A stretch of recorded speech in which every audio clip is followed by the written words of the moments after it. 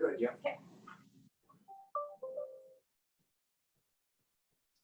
Yeah, Scott is in, Sarah is in. I see Brian and Deb. All right, then, going to call the Planning and Development Committee meeting to order at 1:01 on January the 12th, 2022.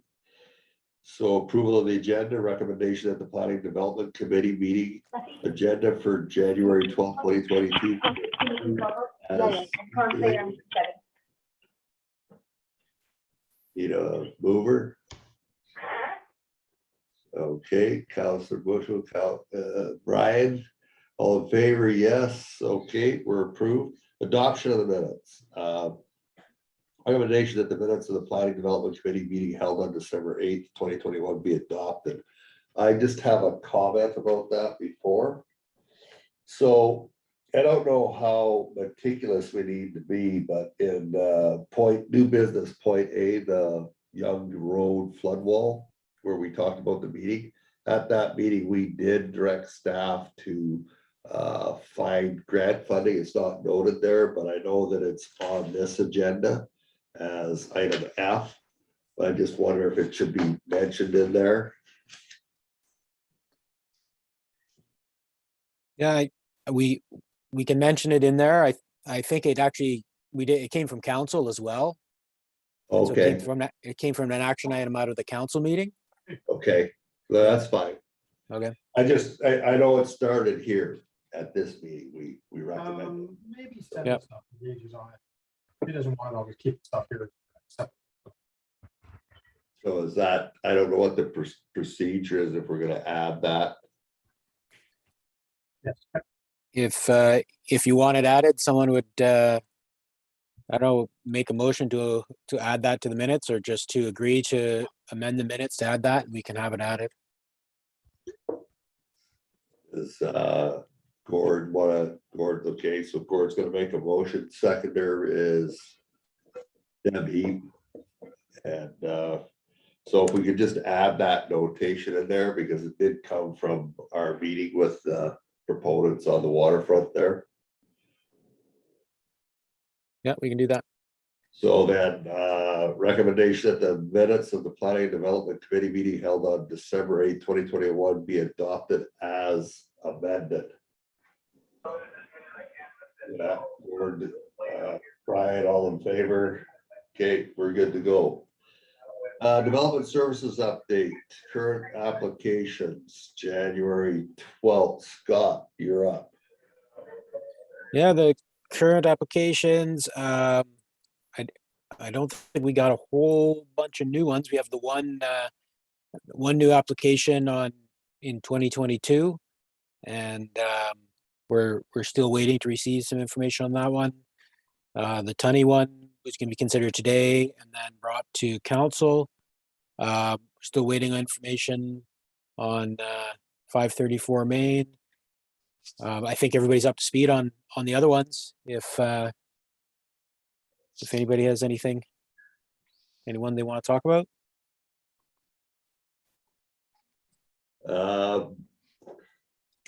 Well, we had a conversation about these reports. They look good, but remember I mentioned that you were going to consider, I don't know how you're going to do it, but putting in what has been completed, or because we're starting a new year, we're not going to have anything completed. Yeah, we had in January, we had the year end with all the completed ones, and Sarah actually had included it in the original slideshow and asked her to take it out just because I thought maybe you didn't want to see it again. It's up to you. We can include it as a slide, or we can just maybe include it kind of in the current application section every meeting, but maybe not have it as a slide, if that helps. Yeah, no, I see it's on page 2 and 3, and I think it's important that the community see that Okay. they know what's been going on and what's done, who's issued and who's completed. Yeah. And I think we should at least have the last year What are the demographics? Yeah. We can do that. So just keep it as it, keep it as it is then.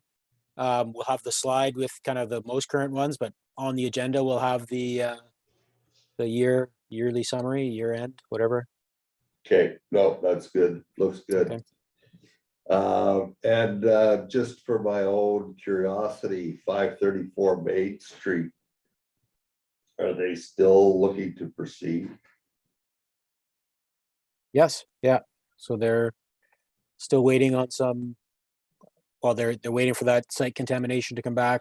We're still working on the access agreement with them. And then, yeah, they'd have to apply, you know, they have that development permit as well. Okay. So would it be wise to, after if they're waiting for are they gonna amalgamate those two pieces of property then? We can ask them to do that. I think that was kind of the direction that we were going, so. Yeah, that way then everything falls into one permit. I think we discussed that. Yeah. And so it's still access is still gonna be a concern. Right. Yeah. Any other comments on the current applications? Seeing none. Oh, go away. Sorry, guys. Let me kill this. Is that phone from 1930? Yeah, it is. Why? Hit end, Jeff.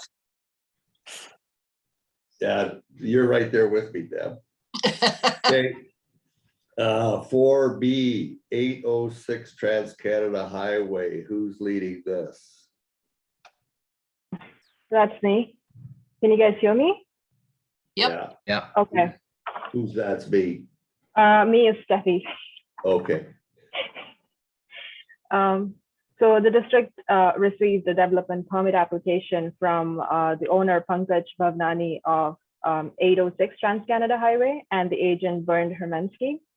The applicant is proposing a 6-story building with rental apartment use, including 10 attainable housing dwelling units and food and beverage services and retail sales on the ground floor. So, next slide. The subject property is designated as Highway Commercial B within the OCP, and so a Highway Commercial Development Permit is required. It is zoned as C2 Highway Tourist Commercial within the existing zoning bylaw, and the proposed apartment use and maximum height requirements are not consistent with the current bylaw. So the applicant has also applied for a rezoning and subdivision application for the same property. So a site-specific zone C2A Highway Tourist Commercial Residential was created that actually permits multifamily dwellings at 2nd story level and above, and also permits maximum height of 24 meters. So in the proposed new zoning bylaw that we're working on, the subject property is zoned as C2 Highway Commercial, and the maximum permitted height is 15 meters. This is the site plan, and the DP application is for this proposed part of the subject property. The site plan shows a total of 119 parking stalls, where 60 stalls is for the proposed dwelling unit and 24 stalls for the existing motel use. And they have also submitted for all the 4 side elevations as part of the DP application, which is attached to today's agenda package. In order to satisfy the form and character guidelines, long and blank walls were visually relieved with the use of finishing materials, cultured stones, black aluminum storefronts, and pitch roof style, and also timber finish for trusses, canopies, and columns, etc.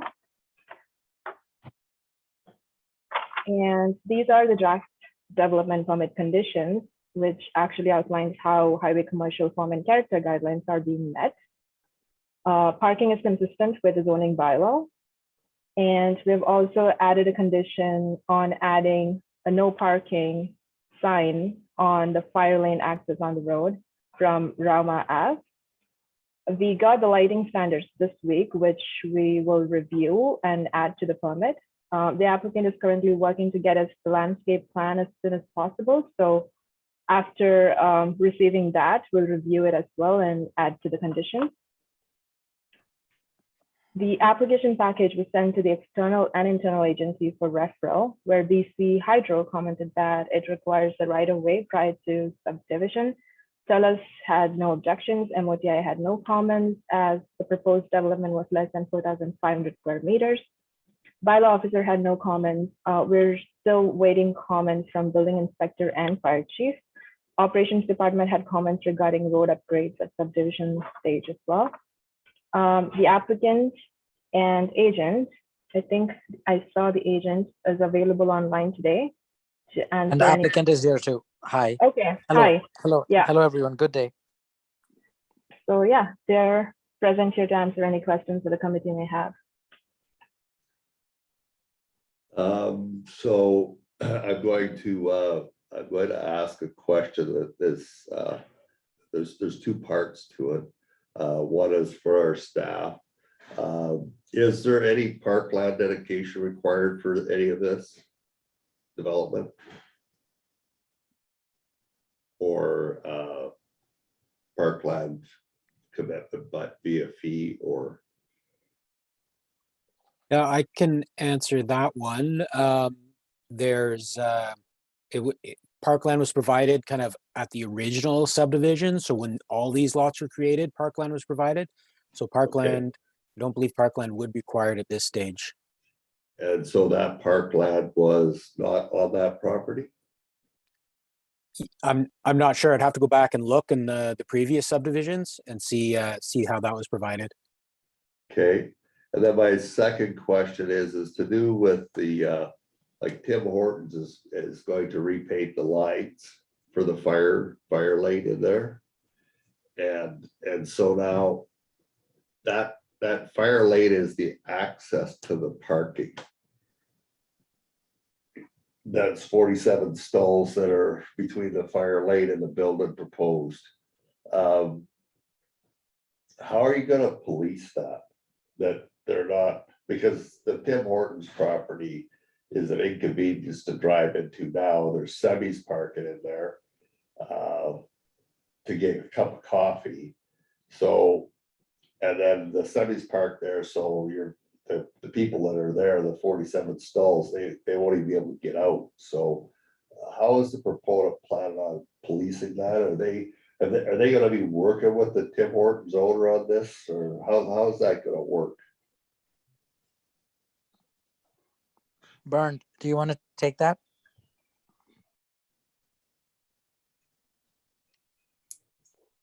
Hi.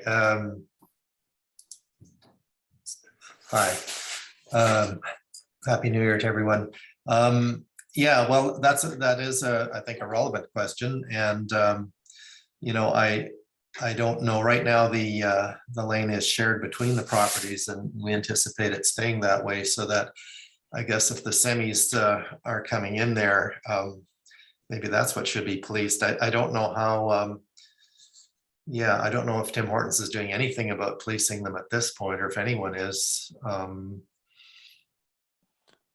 I think on the assumption that can be dealt with, you know, that there can be a designated spot for the semis to park where they're not blocking that entire fire lane, then I think the 22 parking spaces that we're showing along there, you know, should still be able to function 99% of the time. And I don't know the answer to how the semis can be controlled.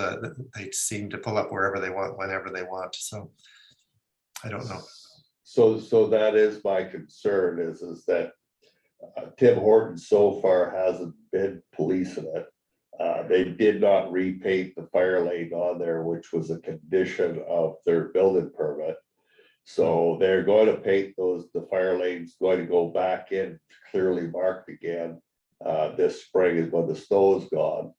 And the issue with it is that only our bylaw officer can deal with them currently, because that sign that says no heavy trucks is a district of Sycamore sign, not an MOT sign, so it's only our bylaw, so the RCMP won't deal with it, it's not an MOT sign, so.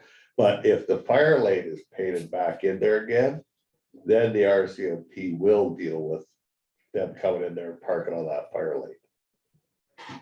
So, I just have a bit to add as well.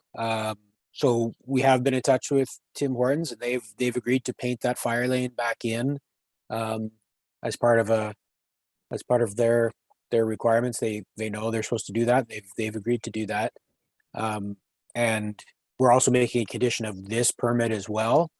So then it would be on, the owners of this property to also make sure they're working with Tim Hortons to make sure that that's painted and signed. And I think that was the advice that you provided, Councillor Malmus, that the RCMP would be willing to enforce that if it was painted as a fire lane. And then we'd also have our bylaw enforcement officer who could enforce it as well. and if I might, it appears on the drawing, and it was mentioned earlier by either Stephanie or the proponent, but that fire lane is actually shared between Tim Hortons and the Best Western property, isn't it? Yes, So that would mean that the Best Western property would have to participate in maintaining of that fire lane. Correct. I'm fine with that.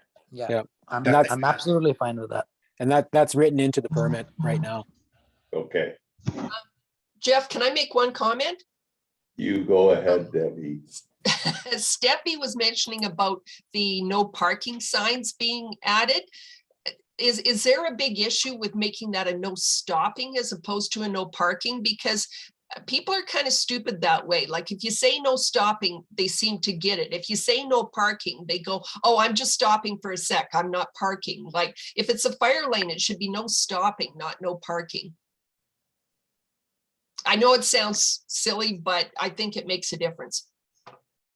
There actually used to be signs there before they put the trees in that had that stating that it was a fire lane. Yeah. And I don't know what happened to those signs, but I think signage and it painted on the road, because for a handicap or this, and correct me if I'm wrong, Scott, I'm positive that you have to have both. So it's really the building code that determines what if you need to provide like accessible parking spots. I'd have to know what requires the fire lane, but a lot of it probably is common sense. And I think Deb, you make a really good point. Yeah, no parking, no stopping. Yeah. Okay. Now, in an earlier conversation, we were talking about trails, and so I just have to ask this. I have to ask it.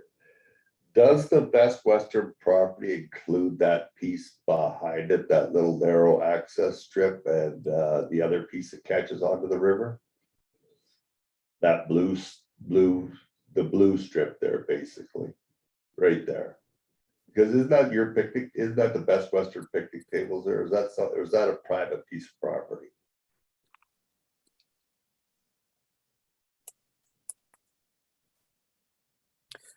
I'd say that, yeah, that definitely this property touches the river. I don't know what's back there. No, I'm talking about the little wee narrow strip between, there's a house, but there's a narrow access strip with a blue, that there.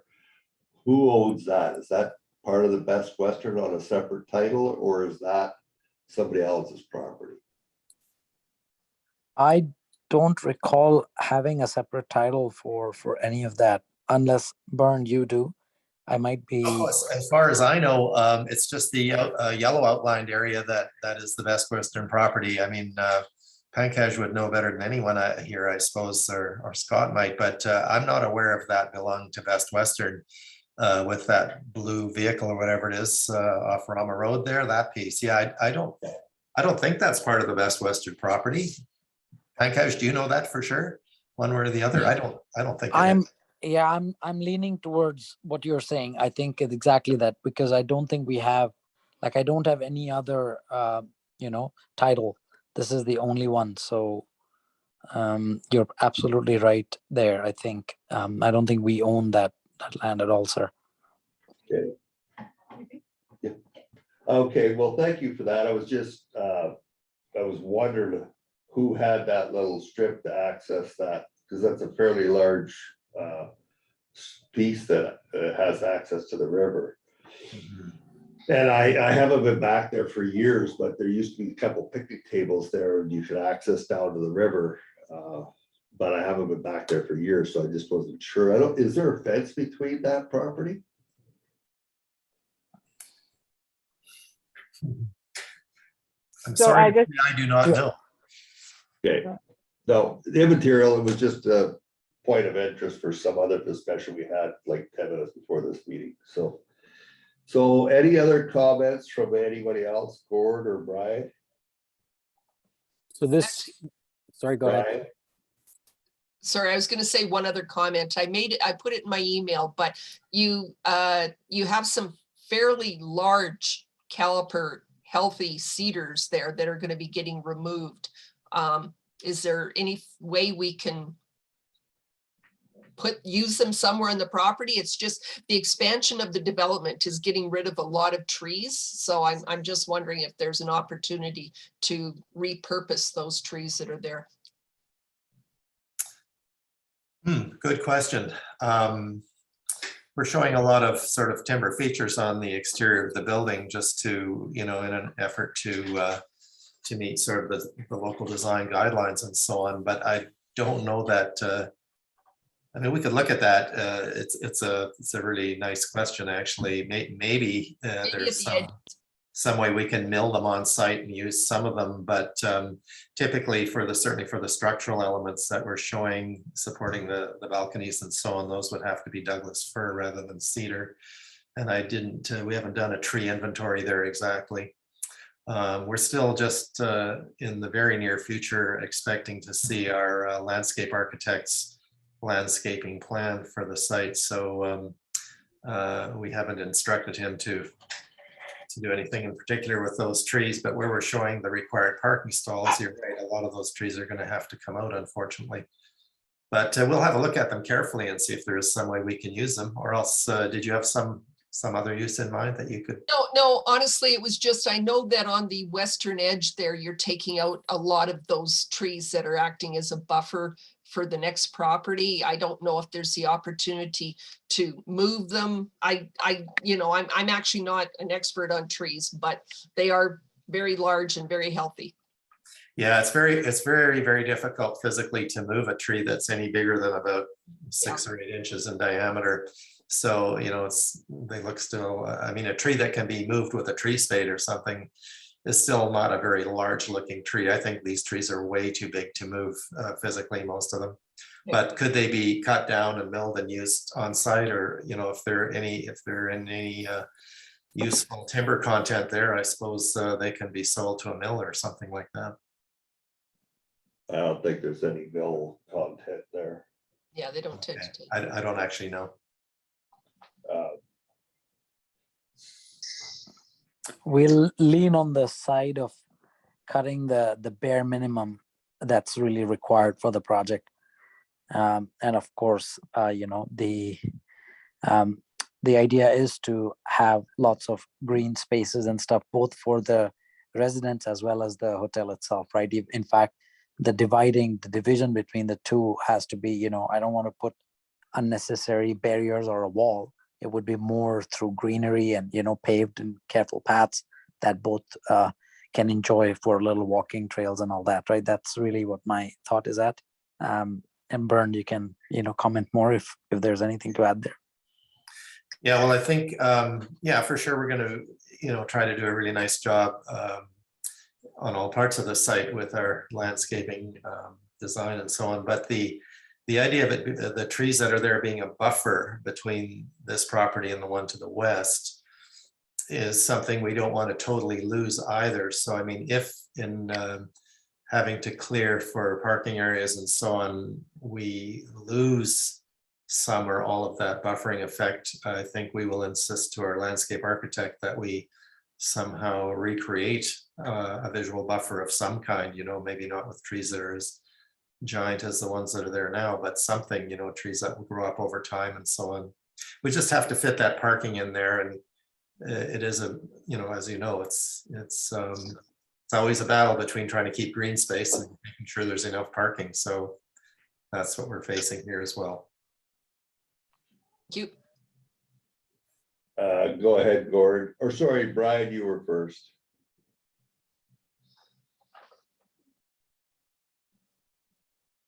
Yeah, I really like the project, and I like the opportunity for long-term rental in the town, because we have such a rental crisis, a housing crisis, as we all know. I wonder if there's, you know, if there's anything in place to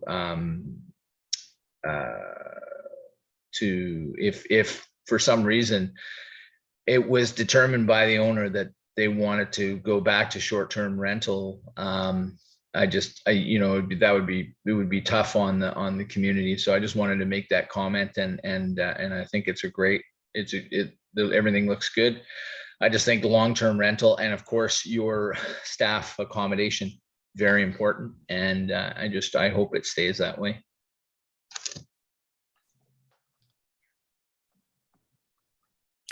Yeah, absolutely. That is our plan as well. Gord, you had a comment? Turn your mic on.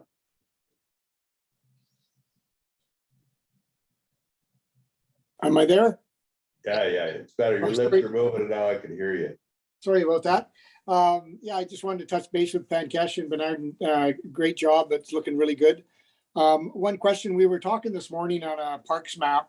We were talking parks and trails and stuff like that. And at one time we had just a verbal agreement with Tim and Loretta, who used to be the previous owners, and also Mark and Wendy at Joe Schmuck's and Twin Anchors at the Anchor Inn at one time, but to put a small trail all the way along the river there that would actually allow, it would be a nice walking trail to allow residents in the Rama Crescent subdivision to actually get to the highway 97 and Transcanada intersection. And we've been trying to get a walking trail for the residents of, to get to Old Town Bay and even to get to Rama or Tim Hortons area in the Best Western. So just, I don't know if you guys are interested in doing anything like that, but it's something to think about while you're in your landscape planning. And that's what we talked about this morning. So I just wanted to see what your guys' thoughts are on that. I like the idea, Gord. I know you and I have never spoken about this, but certainly, Bernd, if we can, put some thoughts onto it, definitely, I'd like to consider that, right? Understanding what it involves and, and the agreement with the other owners and the cost and all of that. But I am all for the idea. I like the whole walking trail, next to the river. It's a great little feature, I think, and a value-adding feature for the hotel guests as well as the residents of the building. Yeah, for sure, I would agree with all that. And, I think we see that happening all over the place. The waterfront walking trail is great. The one question I've come across before in a similar situation in another municipality is, does Pankaj or Best Western have to assume any kind of liability for a public trail across their piece of property that fronts onto the river there? It's a fairly short stretch overall, but if someone were to break their leg there, is this a trail system that would be administered and the liability of the municipality or of the individual owners? So I'd just like to clarify, kind of what we were talking about this morning was, where you got at the top of the thing there between your property line, it says 3-meter buffer. So that goes that's on the riverside there, but there's a squared off line that says 3-meter buffer. And if that 3-meter buffer line went right through to Rama, that's kind of what the consideration was, if there was a way to have a trail that went straight through there. And I don't know, I don't know the logistics of how that would work. That's a staff question as to whether, or who would assume the liability for the trail.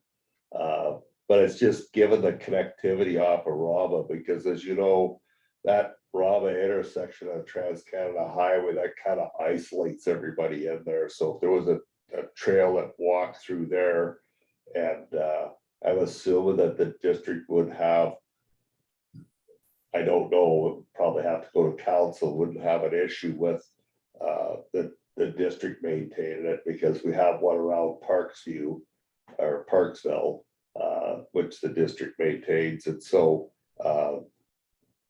that'd be a staffing question. If it's, the question was, is, would you be willing to do that? Pankaj, I mean, so the trail would lie entirely on the Best Western property in your view, or on the property to the north, or half and half? Well, that was the question why we asked who owned the property to the north. We don't know who owns the property to the north. But we could make some inquiries. The question was, is would the Best Western be willing to participate? Yeah, we would definitely participate, you know, barring understanding that the liability side of things, right?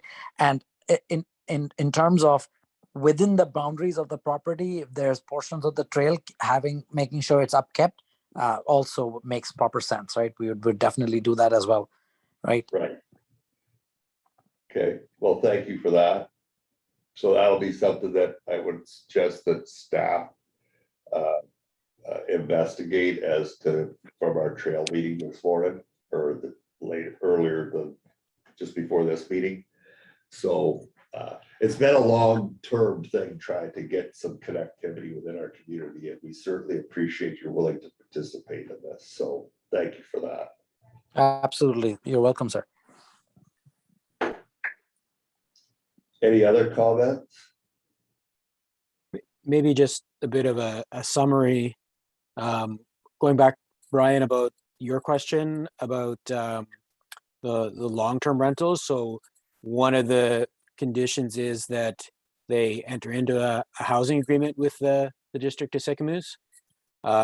We're calling it attainable housing. It's not going to be subsidized housing or anything, but really, and you know, we're looking to establish that that housing committee for our housing strategy. So Pankaj would work with the housing committee to come up with some terms of, you know, who that housing would be available for, and what the terms of that would be.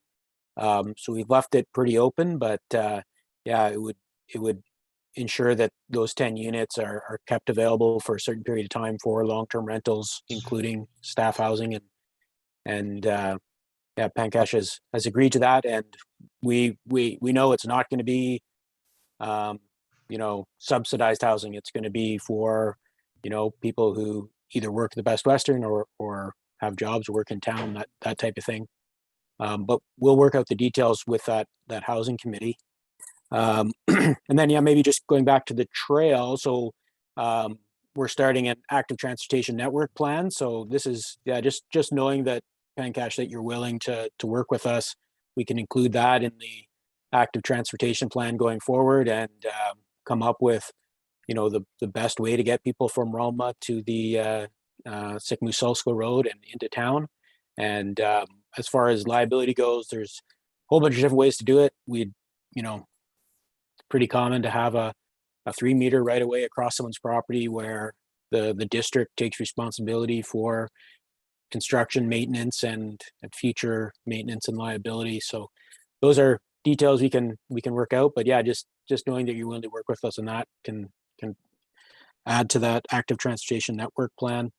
The next step would be, you know, once we have the just those couple items we're waiting for, we'll bring this back to the committee for a recommendation to council. And then also we still have the rezoning. We're kind of looking at the timing of it, thinking the zoning bylaw might be ready to go before that rezoning could be complete. But I think Bernd will kind of kick the rezoning into high gear now to make sure that it's done independent of the the new zoning bylaw, and so we can move this forward. Yeah, that would be great, because Bern and I have been in constant touch with the BC Housing, and they are eagerly awaiting for this to take it to the next level. They've already asked us to provide a whole bunch of project documentation, and to make this formal. The first thing that will come from them is a preliminary approval. And with that, Scott and the committee here will come back with the next set of details and the next set of applications once I get that preliminary approval. Yeah, if I could maybe just ask the question about the next steps from your perspective on the development permit application or approval, hopefully. Do you have any thoughts on what sort of time frame we're looking at before we get to a potential approval here? Yeah, I think if we can get that landscaping plan and then some of the other details, then we could probably have it back in front of this committee for a recommendation to council in 2 weeks at the next meeting. Seems like this committee doesn't have any outstanding issues, and then we'll probably aim to have the bylaw in front of council at that next meeting as well, for just to move it along through council. I can have a look to get the timing a little bit narrowed down for you, but if not this next council meeting, then probably third reading, which is approval from council essentially. Then it has to go to MOT for approval for the bylaw, but yeah, we could probably have it done in fairly short order. So if not in the meeting 2 weeks from now, then maybe in the meeting 4 weeks from now, is that what you're saying? Yeah, I think so. Okay. Thank you. Any other comments on this topic? Let's get her done. Yes, thank you very much, gentlemen. It's an exciting project, and your willingness to work with the community is absolutely appreciated. So thank you. Thank you for the support. Thank you for the support. You're welcome. All right, let's move on. 1221 Toonie Avenue. That the Planning and Development Committee recommend that the District of Sicamous authorize and issue development variance permit for 21-360-DVP for Lot 5, District Lot 497, Kamloops Division, Yale District, Plan 19945, being 1221 Toonie Avenue, to vary the District of Sicamous zoning bylaw number 101, 1993, section 601, parentheses 2, parentheses C, to vary the minimum side setback from the sum of 5 meters with no dimensions less than 2 meters to 1.22 meters along the south property line for a garage additional to a single family dwelling. Who's taking this, Steffi? That would actually be me. Can you guys hear me? It's Sarah. Okay, go ahead, Sarah. All right, Steffi, next slide, please.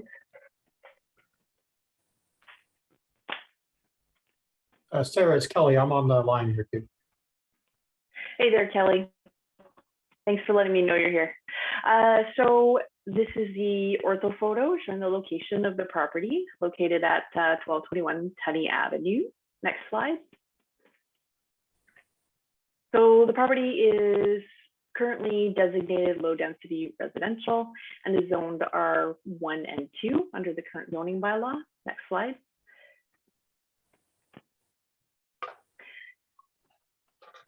Here's some photos of the property that we took a few weeks ago. So you can see where the existing garage and carport is. That's proposed to be demolished, and the new building will go in the same location, however, a bit closer to the property lines. We've got an arrow there showing you where the variance request is. Next slide. Here's some draft plans showing what the house would look like with the new proposed garage attached. From the front, you can see where that would be attached. From the back, and then the side. So on the bottom of the screen there, the north side, that gives you an idea of what it would look like all along that lot line. This view is from the other side of the property, but you can kind of see the full extent. It's a very long building along that lot line. Next slide. So here's the site plan showing where the variance would be. So the applicant is asking for a variance for this garage from a sum of 5 meters on each side and no less than 2 on one of the sides to 1.22 meters at the closest along that south boundary. Next slide. So we did refer this to internal departments. There weren't really any concerns. The building inspector did note that the BC building code has different requirements depending on how close the exterior wall is to the lot line. So the applicant may, in the end, construct the building a bit further back at 1.5 meters instead of 1.2, depending on what the costs are to meet the BC building code for fire separation. Next slide.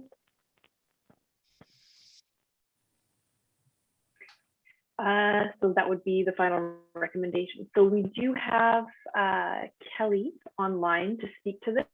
If there are any questions that the chair would like to direct to him. Otherwise, any comments from the committee? Any comments from the committee? Gord, go ahead. Thank you, Jeff. Hi, Kelly, it's Gord. Just a quick question. Have you decided what you're using on that one side for siding? Like, is it fire resistant hardy plank, or what are you using on there? Well, it all depends on what, I guess, what the regulations will let us do. I mean, would either be some kind of a fire retardant, like a hardy board type thing.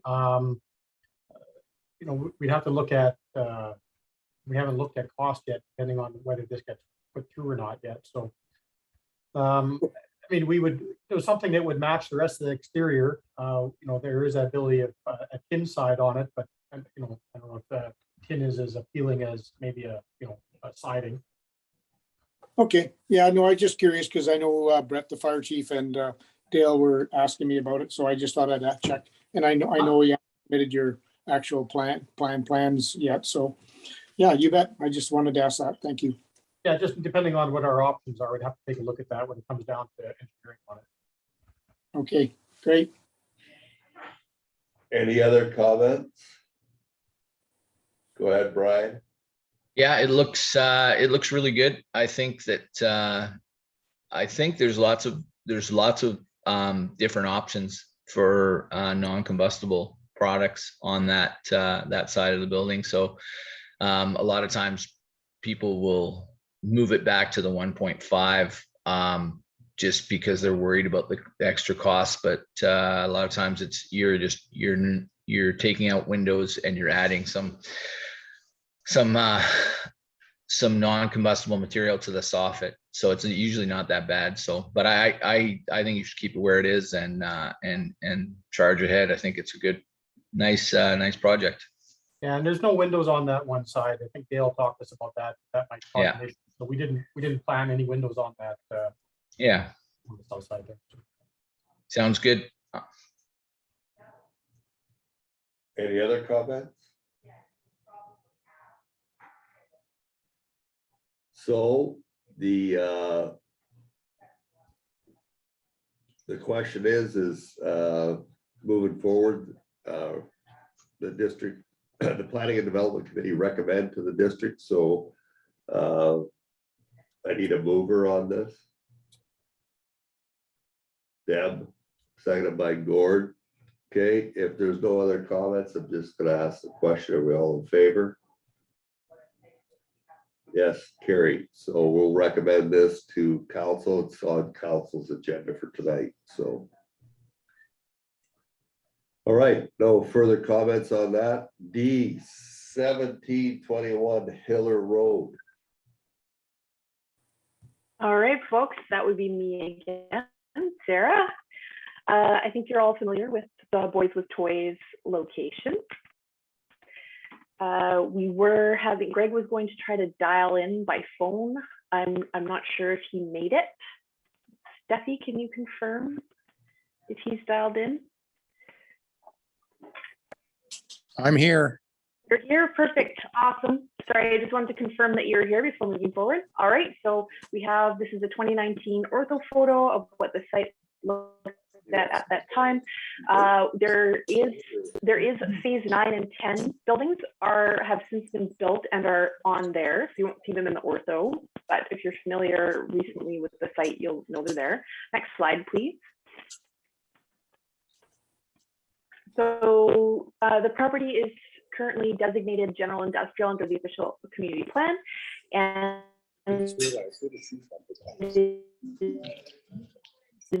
zoned I-1A, which is also in the industrial commercial development permit area. So that's what we're here today to talk about. None of the planners are at the meeting, they're all dialing in from home. There we go. Greg muted himself. Greg, Perfect. Greg, did you mute your thing? Go ahead, Sarah, sorry. He has done so. It's okay, sorry. So we're here today just to talk about providing some feedback to Greg about his development permit. And I just want to let you know that my internet connection is unstable, so I might blink in and out, sorry. Next slide.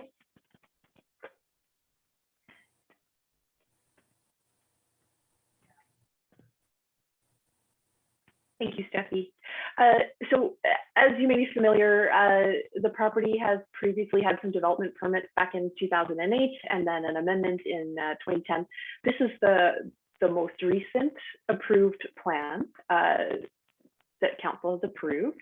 So I circled on here in red a few of the places where there's been some changes over time since then. So for example, phase 10 isn't a building, it's their common property parking for boat trailers, for example. And then the purple, yeah, that's the one. That building is actually now detached from phase 13. Phase 13 is actually now phase 11, which is the current phase coming up. And then the bottom circle, those used to be residential lots. So there will be some new buildings down there as well that access Hillier Road. They'd be pull-through units that come through from Hillier and into the site. Next slide, please. So this is the current plan. There will be a few more changes to this. This is the current phase plan. You can see where that detached building is and the change to the building along the north property line there. And you can see the next building that would be coming up, phase 13 on the bottom here. Greg's not in the works on that quite yet. What he's working on is phase 11. That building is a building permit application in. And last year, early this year, we did do an amendment council approved along the south boundary there, lot 3, that changed from that residential zone to light industrial. I think we're familiar with that. The other thing I just want to point out is the neighbor all along the east side that's kind of sandwiched between the river and the strata storage property. There's some encroachment there, and Greg's working with them on that with buildings and access. I just wanted to point that out as well. Next slide, please.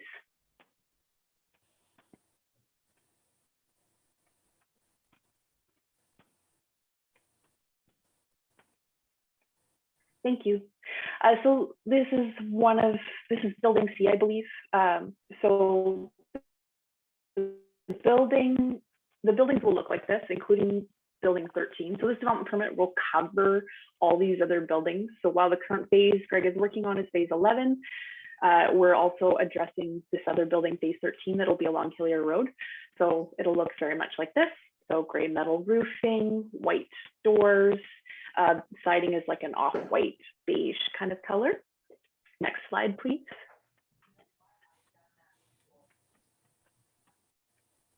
we did do a soft referral through the internal departments. We have gotten official comments from engineering. They didn't make it in time for the PDC. So far, there's no concerns. Engineering was just wanting to relook at and confirm that, you know, grading and drainage is still consistent with some of the older materials. Same with internal fire hydrants, wanting to look at that. And then they're also looking at the dedication of the rest of the road and the cul-de-sac, which is something that is kind of in progress and may require an additional development permit a little later. There's some changes going on with lot 3. Next slide.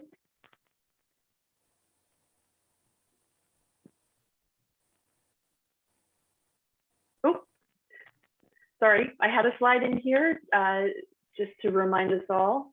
We're looking for feedback from the committee for Greg before moving forward with bringing it back for recommendation to council for approval. I'd like to make a comment.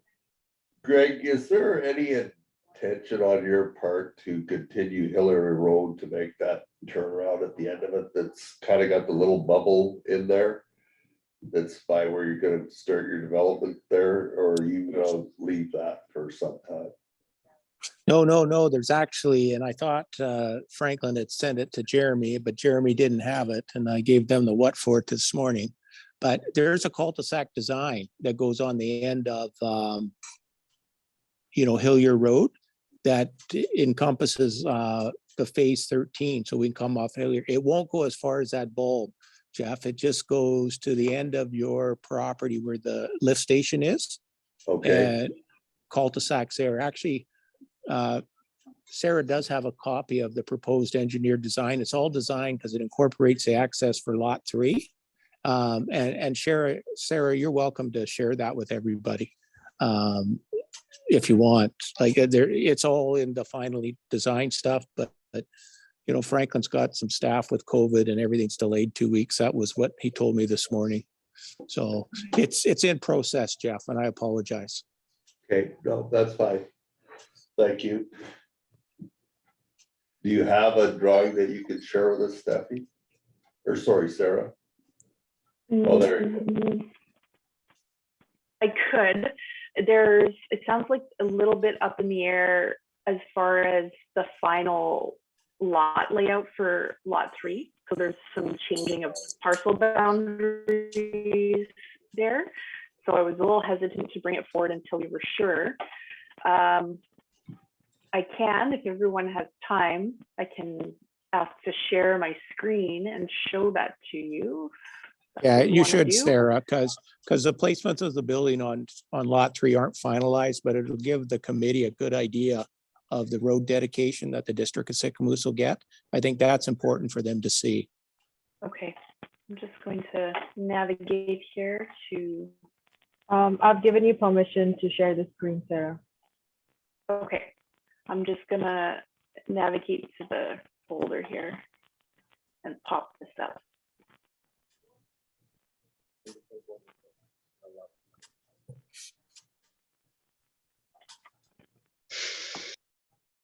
Okay, just a sec, I gotta pop open. I'm functioning on one screen here, so I can't close things, move things around very easily. There you guys are, okay.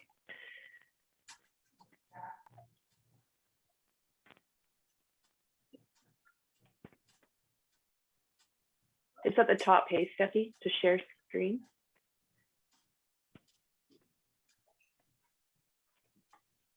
Everybody just got bigger. At the bottom, screen There box, we the go. bottom. Yeah.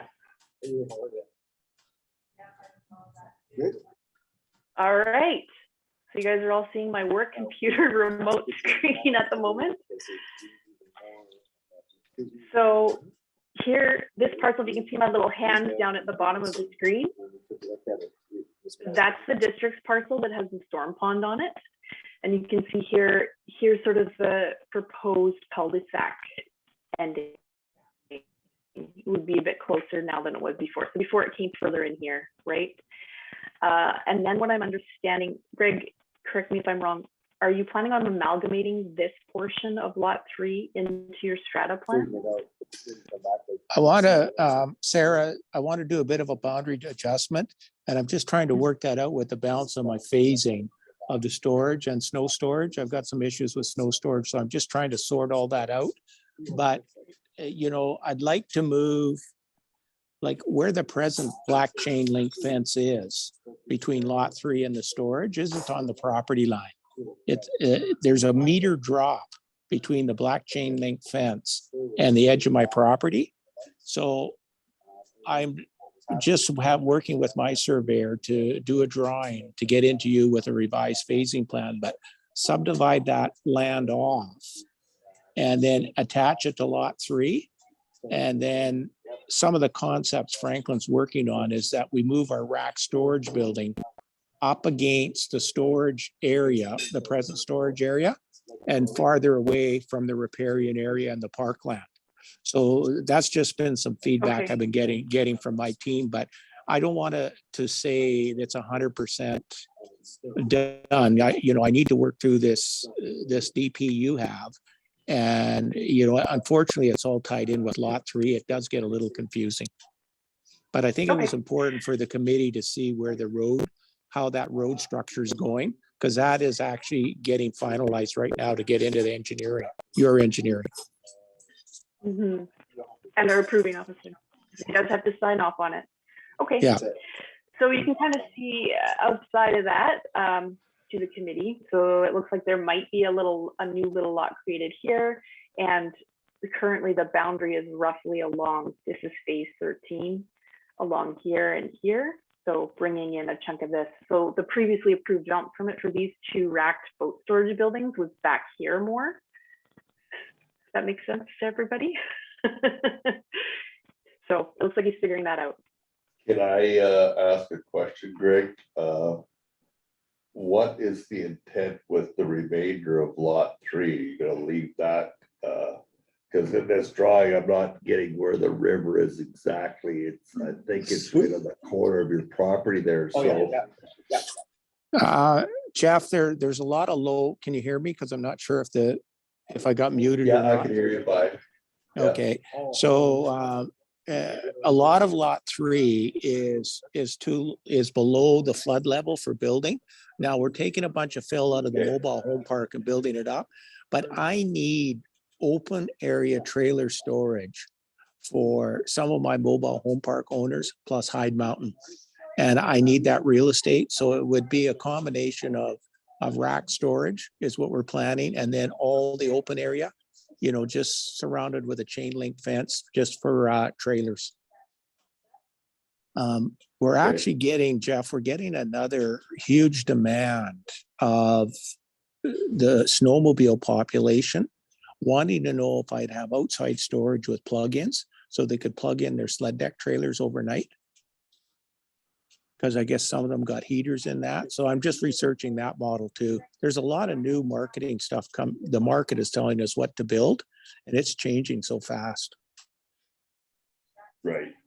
So then off of this cul-de-sac, you would access that property somewhere in the middle of that cul-de-sac?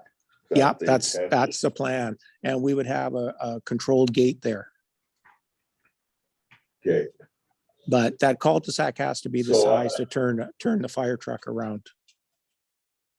Right. And so then my next question would be because I think when you get down to the bottom of that picture down there, that's where the river is. So you're not planning on piling up your snow on that riparian area at all, are you? No, it would go, more towards Brent Grass, property on that direction. That's the plan. Or maybe to our big dugout we have for drainage. Yeah, if we could do something with the district, we'd love to push it into there. That was the original plan back in 2008, that all the snow would get pushed into the dugout. Well, And that's what it's there for. And if you're not gonna be allowed to fill it in and make it reasonable park space, then I don't understand in the winter time why it would not be used, but that's a staff decision, not mine. But that was back in 2008, one of the discussions, because that was all designed to filter the melting snow. So the water would go into the Eagle River underground clean, right, through the soils. That's why it was designed that way. Yeah. All right, any other comments? Sarah's got some concerns, and they're good concerns about the, screening the fence between my property and Brent Grass. He's had some concerns, and I told her yesterday, if you want me to put some slots in the chain link, I will. But I did accommodate a lot of concerns there. And the fence I've put in is not on my property line. It's actually in a couple meters, because his house is in my property. And if I had to put my fence on his property line, I would have been going through the middle of his king size bed. So, I was the nice guy there, Jeff. And I've moved everything and sloped the bank, down to his property. So he's actually got usable real estate of my property. Okay, any other comments? No, everything's going well. There's a big demand for this kind of storage that we're building. I'm actually quite shocked, and just kind of want to get at it and build it right out. We've started the next 16 lots in the mobile home park too. That's going well. Good. Glad to hear that. Yeah, I'm doing that more because I want to get the dirt out of the mobile home park and put it into lot 3. And the more stuff I can get done, and I really want to, in a perfect world, if it works out with Scott and team, is to get this cul-de-sac in the spring and paved. Hydro's already got the design work going and everything. That's all been, tendered to Hydro and paid. So they're working on the design work and all of that for all the shallows. Any other members of the committee have a comment? Looks good there, Greg. Is there anything else you need from us, or we're doing our due diligence and getting it done for you, or I'm always worried about the demand that we've been receiving in Sicamous, and it looks like it's going to pick up even more, and we have to be ready for it. So I just hope we have the staffing, or do we need more staff to get some of these permits? No, we've got, Sarah and Scott are good to work with, and I'm a little bit pushy, Gord. You know that on anyway. So I've actually got all my stuff booked and all my pipe ordered and everything. Just I won't have a supply issue, and I've told Munts and Timberline that I'm priority, and you guys are full go. So there's going to be a lot of activity this spring. So just hopefully, the process can keep up with it, because if you don't, keep these trades busy, you lose them to somebody else. Yeah, for sure. Well, thanks very much for bringing us forward and working in our community. Yeah, no, it's going well. All these 18 units I'm putting in that are in for permit are sold. All the deposits are at the lawyers. Wow. Great. Yeah. Good. All right, if there's nothing else, there's no requirement for recommendation from us. So Main Street revitalization. Okay, thanks, guys. Thanks, you, Greg. Okay, that's me. Me is Steffi. So back in 2020, a Sycamores downtown programming project was created to explore the functional and experiential programming within the downtown sub areas in Sycamores. And by the end of that project, 2 documents were produced, one being a downtown program plan, and 2, a President's Images booklet to inform ideas about downtown revitalization, and also recommendations on future street design and connectivity to increase the desirability of Sycamores downtown for investment. So coming to the Main Street, and I believe that these documents were actually shared within the council and staff members of the district, but it was not shared to the public. Coming to the Main Street utility upgrades, the list of preliminary design work for water main upgrade, underground power and storm infrastructure that are intended to move forward in 2022 are actually mentioned in the memo. And I think Jeremy is available online today if there are any questions regarding that. And as part of the downtown revitalization plan, the planning staff conducted a public consultation in 2021 through survey and online workshops. So a public consultation report summarizing the results from the survey and workshops were shared with the public on website and through email. After discussions with the operations department and engineering consultants, it was concluded that the option with median and bioswale, which was originally intended to be an option for traffic calming and also to provide some drainage control, was undesirable from an operational perspective because DOAS cleared snow with front end loader. So the side slacking of snow down the median strip was not a feasible option. In conclusion to all these discussions, an amended cross-section was provided by Lawson Engineering, showing angled parking on both sides as a potential space for snow clearing in winter and a shared roadway for bicyclists and vehicles. So the shared roadway option provided a 4-meter wide shared travel lane for both motor vehicles and cyclists. And this additional width on each side will reduce the sidewalk width on south side of the main street by 1 meter.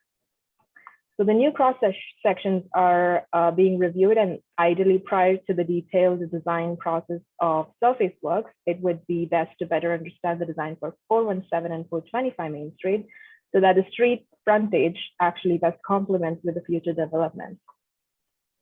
Also, the proposed new developments along Main Street, there are opportunities for active sidewalk components and programming a safe pedestrian space, which could be done with either, adding seating, benches, art crosswalks, lighting, or occasional closing of sections of Main Street to promote pedestrian activities during summer, etc.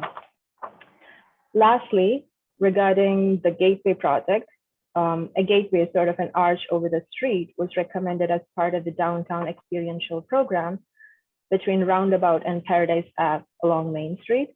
The exact location and character of the arch is not finalized, and an amount of $20K has been identified to be included in the 2023 budget for this arch. And yeah, that was a summary of Main Street revitalization.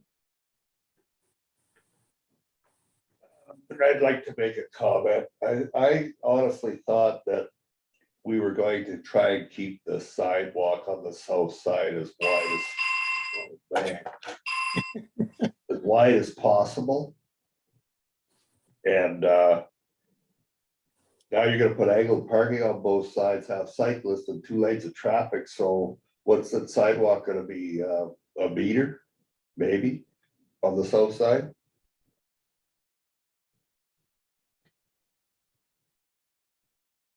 I think we were having conversations regarding that with operations. I guess we need to see if a travel lane needs to be provided on the south side with amenity sort of sidewalk, or we need to kind of select one of those options right now. We cannot do both. No, but we've already established our sidewalk on the north side, so the brothers side, the district side, that's already established, so we don't want to rework that. So why would we not? I thought the idea is to enhance commercial space with a wider sidewalk, possibility of a patio there because they have a 0 lot setback, and that we wanted to have a wider sidewalk. And now we're narrowing it out because we're putting in angled parking. So, if you're gonna have angled parking on both sides and you're gonna have 4 meters for a bicycle, plus your 22 meters for the cars, you can't have much left than a meter for a sidewalk. So. I think it's still open. Right now, Daryl's working with Lawson Engineering to come up with, you know, an engineered cross-section, and then it'll be up to council to determine, you know, what they want to see there. I think the cross-section Steffi's showing right now was the one that was through that public consultation. This is what the public asked for. But yeah, now it's up to engineering, Jeremy, Daryl, and an outside engineer to come up with, like, you know, the proper engineered cross section, present that to council, and go from there. So we're kind of only at the beginning of this project, especially when it comes to those final engineered cross sections. Right, and part of the conversation was also with the Habitat for Humanity and the parking in behind that on those lots.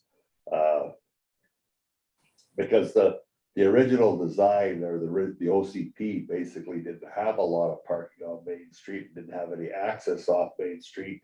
The parking was supposed to be off street at the back of those 1,200-foot deep lots. So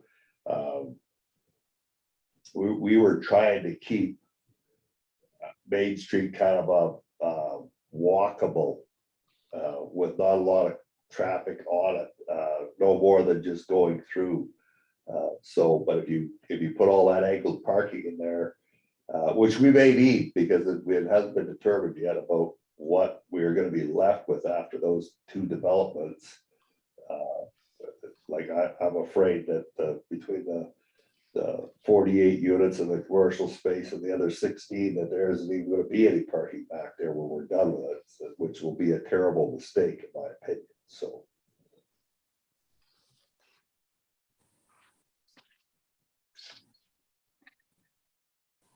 Maybe just one other question that came out. Deb, you'd asked the question about the tax incentive. Mhm. And so that is being worked on. So did get presented to the finance committee. We're still waiting for some feedback, especially through the housing strategy, and just determine how those incentives will be available. So right now there's certain types of commercial, industrial, certain areas of town that those incentives are available, where to get a municipal tax break for a certain period of time, depending on the value of construction. So yeah, the finance committee is looking at that right now. And the CFO right now is also waiting for some feedback, just to figure out, you know, how that's going to look. So yeah, we didn't include that in this today, but I think maybe we'll make this Main Street revitalization kind of a regular thing for this committee, and engage you guys as we engage this committee as we move forward. And yeah, through the finance committee, there'll probably be something coming back as well. So can I ask a question quick, Jeff? Go ahead, Deb. Yeah, so Steffi showed the downtown visualization project 2020, the two documents. So Jeff had given me a copy of the precedent images way back, I guess, in 2020. I'm not sure with the Sycamoose downtown plan document, what sort of things it has, but I guess what I would like to suggest is that the non-council members of the planning committee could be more effective if I understand that some documents are in camera and confidential, but there's some of these where I think it's a good idea for the people in general to know which way we're going, but it's especially important for your planning committee members to be apprised of what your vision is for the downtown, so that we can actually support it, because we can review the projects that come through just on their own merit. But if we don't have this idea of what it is we're trying to achieve downtown already there in our head, then I think we're not going to be doing a very good job. Yeah, I just wanted to make a comment that a lot of times, you know, when these processes go through, sometimes what happens is, you know, the engineers get together and they put together the cross section, and there's A, B, and C, and which one do you want?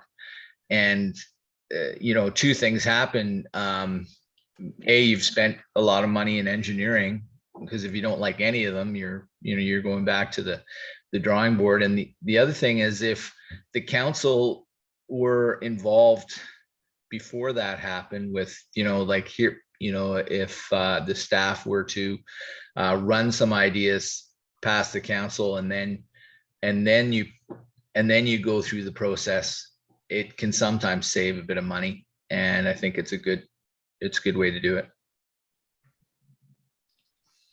So if I might add, I think it's, you know, if we're gonna bring this on to the next planning development committee, I would suggest that maybe staff look at the lots that are going to be developed to habitat. And you got 48 units, and I'm not sure what it is, 4,000 square feet of retail on the ground floor. And calculate out between that and the other 16 units that are supposedly going to be on that 1 acre of dirt at the back, exactly what we'll have left over for parking after you've accommodated the 48 and the 16. And I was also under the impression that out of the 16, they were only going to get like 1 parking spot per every second unit. Now we're talking about 1.5 spots per unit, which is that was not the original intent when it was originally proposed, when they got the money. So we need to be very sure what we have left for parking at the back before we determine what we're going to do for parking on the street, because we may very well have to have angled parking if we've got no parking in the back, which was the mainstay of that whole development, was to get parking, off-street parking. And if we're giving it up for all of these residences, then the commercial should be moved someplace else, because I'm not going to go shopping at a place where I got to walk 5 blocks just because the residents can walk 30 feet to get what they need. That's a bit backwards. So I think that's imperative that we look at that from the staff. It's not a big calculation to figure out how many parking stalls are going to be required and what the layout of the use of the land will be after the development's done. Same as they did for 200 Main Street. So, Gord, you got a question, comment? I just had a comment. I totally agree with both Deb and Brian. It's this is really important for the planning committee, especially the revitalization of Main Street and the archway. And yeah, you almost need just I mean, I hate to have more meetings, but part of our planning committee meeting, maybe the next one, we could spend a half hour, 45 minutes or on this, and maybe send out that Sigamoose downtown plan document you have, Steffi, and also the other one for Deb and Brian and well, the whole committee. And we could spend a little bit of time focusing on it. I mean, we are really lucky to have Brian and Deb, because they were involved in the OCP as well. Yes, thanks, Gord. And like I say, I think that the Planning and Development Committee needs to see where we end up with parking, because I do believe that if we eliminate and have no parking anywhere near town, we're going to have a bigger problem. We're not going to attract any businesses, because why would you go someplace if you're going out for dinner if you have to park and walk 3 blocks or 5 blocks? It's just not going to happen. So we need to make sure that when we do this, we got it right. I think that the way the community has chosen this one is right. But again, we do need parking. No parking, there's no business. So any other comments? Sorry, one other comment. just in terms of the whole communication thing too, I was looking at Rant and Rave today and I saw a posting from, somebody had shared a posting from the District of Sycamoose on the Healing Center and such. And I know I've signed up for every email blast that I think you guys offer, but I never got anything on that. So I found out about it on Rant and Rave, which is always my favorite way. And so I don't know if there's a way that because this is a fairly critical development downtown that, like if there's a way that we can automatically be emailed on this stuff. Something to work on. All right, if there's no other comments on this, then let's move on to F, flood wall permitting and funding. Is this Scott, I assume? Yeah, this is me. So yeah, going back to the last meeting well, 2 meetings ago, we had someone with who's looking to replace a wall on between Young and the Narrows. And then at the last meeting, we had a couple of different property owners in, and they all said that they're willing to work with us, and I believe they still are. And then from that meeting, then Councillor Malmus, then you brought it to council, and council asked staff to look into some funding. So you have the memo, and we've kind of laid out all the different steps.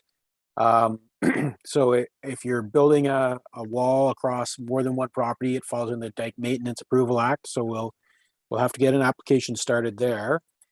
And then we'll have to have some kind of legal means for that wall. So likely a statutory right of way that would include the wall and then possibly the walkway on top of it.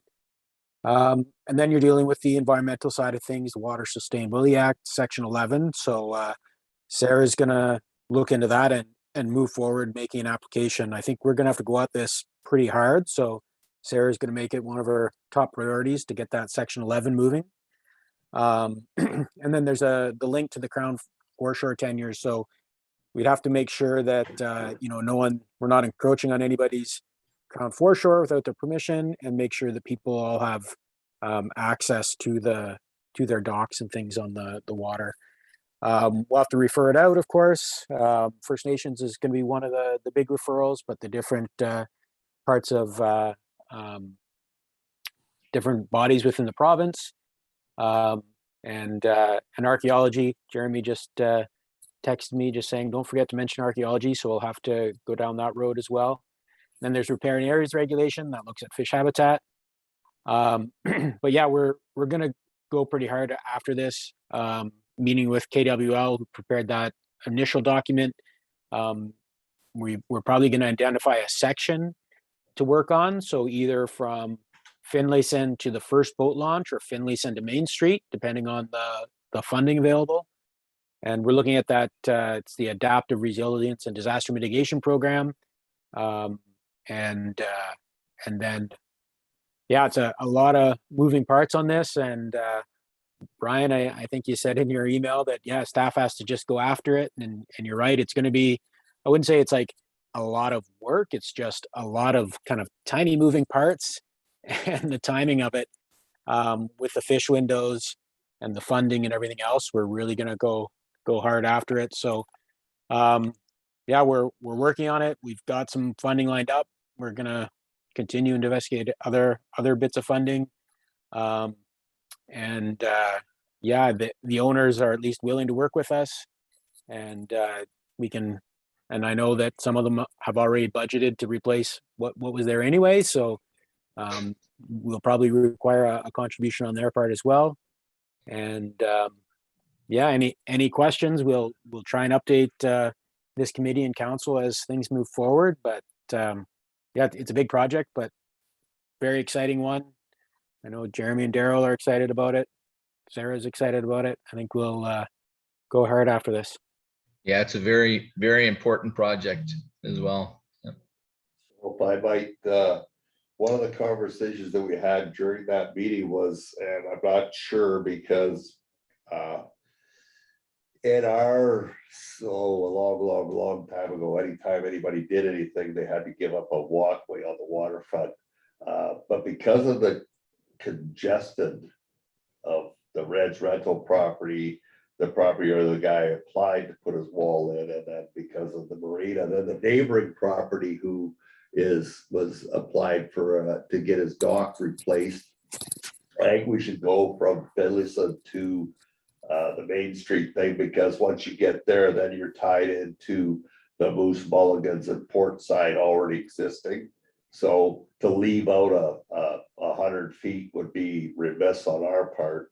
And also, I'm not sure what the process would be, but it was discussed to actually have the trail come off of on the north side of the Main Street bridge access, the old access, and come around and go on that frontage road. And they agreed in that meeting to give up land for a walkway on that frontage, which would fit more into our access to the downtown than to the, you still get to the park because they're diminishing in width there.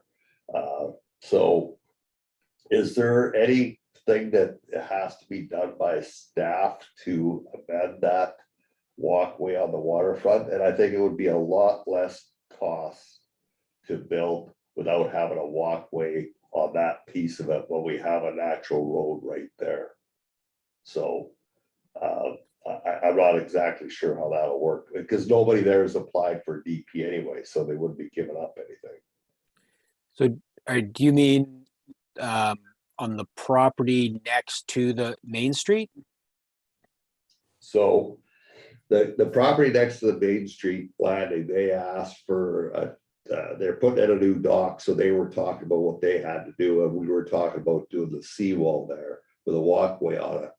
And then at the meeting that we talked about with the other property owners besides that one, with the marina, I don't remember the guy from the fencing company, and Red was on the phone from Mike's Rentals, or from Red's Rentals. They all agreed. Well, Mike couldn't agree because he doesn't own that property. They all agreed to give up some frontage rather than have the walkway at the front of those specific pieces there. And I don't remember the name of that laneway that's there. That's Young Street? Young Street, yeah. So Young Street would become that walkway, which it's not much more than a walkway anyway. Oh, it's a one-way road, isn't it? Yes, one way. So basically, when you look at that, to actually create a retaining wall with a walkway on it is going to be a logistical nightmare. It would be far more cost effective and beneficial to the community to have that Young Street become the thing. They agreed to give up 3 meters. So if they give up the 3 meters on the street side, then basically that would accommodate the walkway, and then it would just be a straight retaining wall. Which it would be like, I'm just looking at the number of accesses to boat things there. The rest of the cost to build that little piece would be horrendous if you gotta have a walkway and gates and everything else on there. So I think it's far simpler to do, as was kind of suggested, just put in a retaining wall and move the walkway to Young Street, where the rest of it going south of the bridge or the old bridge, it already ties together. So then that gets you to Moose Mulligans. Yeah, we can do that, definitely. I mean, the flood wall is one project. Flood wall with a walkway on top is another project. A flood wall and a walkway on Young Street, that's 2 projects. But certainly building the walkway at Young Street, I think you're right. The owners along there did like that idea a little better. I know we do have some right of way already existing from some of the previous developments. So yeah, I think, and then, starting at Finlayson, where there's some things happening right now, and with the Broom Bridge, there'll be some opportunities to, yeah, provide some enhancements on Finlayson on that side of it. But yeah, definitely, you know, we understand tying everything together is a priority, and the flood wall's a priority. But yeah, we'll take that information. We'll bring it back to the property owners and council and this committee. But yeah, we'll work towards it. Hopefully, you know, in a little bit of time, we'll have the application in for the funding, and definitely for the flood wall. And you know, where the walkway goes is more of a philosophical discussion with council, I guess. Correct. And like I said, it was some time ago, 25 or 30 years ago, it was the idea that walkway would be continuous on the waterfront. But when you look at the undulations of that property, because of the boat launch, that's the marina's boat launch, like you're picturing back to Yonge Street. So the expense to put in a walkway that comes back behind the boat launch, then we're not 100% certain of where the property line is, because there's a bunch of dirt filled in there. How that happened years ago, we have no idea. But I guess the only hindering factor to that walkway on Yonge Street is the piece of property on the corner there, which is that the district's? No, that's not the district's. The district's is on the next street over. Piece of property on the corner Of Yonge Street and Finlayson. on the east side of Yonge. On the west side. The water side. I don't know who owns that. I don't think that's Red's piece. So at the top there, that piece that's got, looks like a trailer on it. I think that might be Red's. That's all Red's. Yeah, I believe Yeah. so. Yeah, that's Okay. all. It's- Okay, so then if they're willing to give that up, then we have except for the property owner against the old bridge. Yep. Give it up to 3 meters there at the bottom towards the bridge. But you just, when you look at that, I'm just going like, that will be a logistical nightmare. And so were we going someplace to get a Class C estimate on that retaining wall? Have we put out feelers for that yet? So right now we do have a Class D cost estimate through Kerwood Lydell through the report they did. And To do that section particularly? to do the whole section, Jeremy and I are going to meet with them, and it shouldn't be any work for them to quantify what it's going to be from Finlayson to Main Street. So that's what we're working for the grant application. Okay, Yeah, Jeff, I'll just comment too, is that, you know, it's really the only place on the channel there where a street, actually, yeah, Yonge Street, cuts the properties in half. Most of those lots are all 400 feet deep, where this is all like, you know, maybe only 200 or 175 feet, those waterfront lots. So it is the only place on the channel that has a street all the way down the middle of the properties.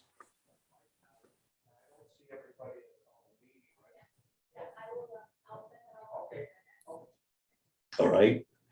Well, and I think it's important too that we make sure that the property owners there, after we have a meeting, get informed of what we discussed regarding this. Just so that they're on the loop. I mean, we have the proponent that applied for the thing, and we have Red's contact, and we have Carol's from the marina. And I'm assuming we have the guy for the house, and I think that we should keep them in the loop so that this is not a blindsided. One day we say, okay, we're gonna do this. If they are going to be asked to contribute, we should have them continuously involved in this. Yep, absolutely. Good work, good work. So Any other comments on this? So I guess my question is Scott and staff,